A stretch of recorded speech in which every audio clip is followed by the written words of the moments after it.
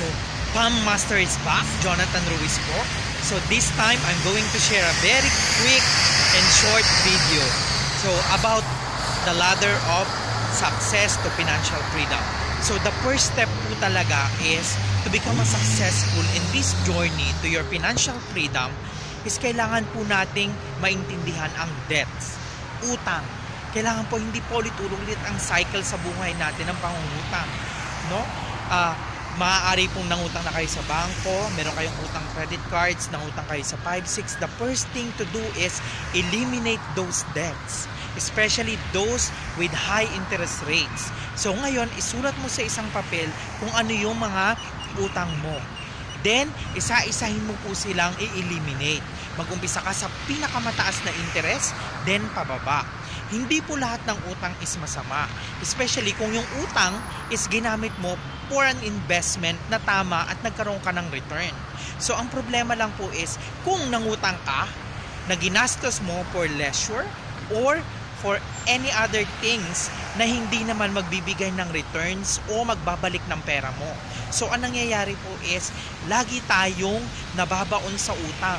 Nangutang ka ngayon, sa susunod na buwan, nang mangungutang ka ulit hanggang sa malubog ka na sa utang. Kung hindi ka marunong gumamit ng credit cards, no, hindi mo naiintindihan kung paano ito gamitin, kailangan mong malaman kung ilang percent ang ichina-charge na interest tuwing gagamitin mo ito.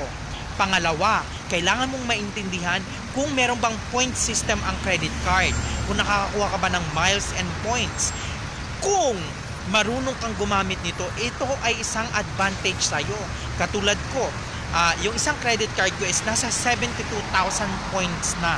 And nagagamit ko siya pambili ng book, no? Sa pamamagitan lang ng points, and makaka-discount sa mga air flight or ticket flight. So, meron pong ways para magamit ng tama ang credit cards at ang pangungutang. Nangutang din ako sa bangko, no? Kasi meron akong malaking investment. Bumili ako ng isang property na ngayon is for rental na. So, binabayaran ko ngayon yung utang ko sa bank through this rental. Rental income na re-receive ko monthly. Then, pag fully paid na ako, the rental will be fully an income.